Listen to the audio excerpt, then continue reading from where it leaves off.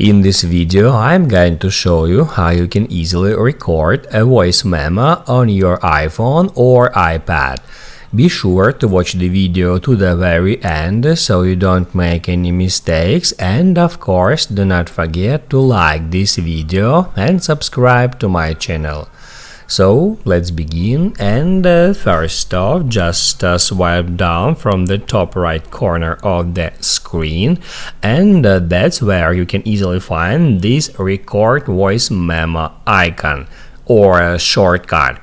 If you can't find that shortcut here, you should go to the settings, then Control Center, and then just scroll down, and at More Controls you should tap at the plus sign next to Voice Memos to add it to included controls.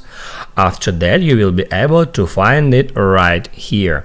So tap at this icon, and that will open up Voice Memos app, and then just hit at that icon to start recording.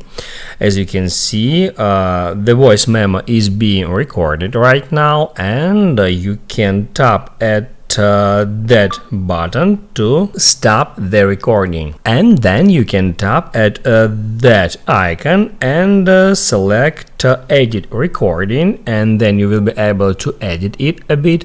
You can tap at that icon, and then you can trim it. You can trim it from the start. Just drag it. I can't catch it. In that way, you can just drag it left or right to trim the start, and in the same way the end of your recording.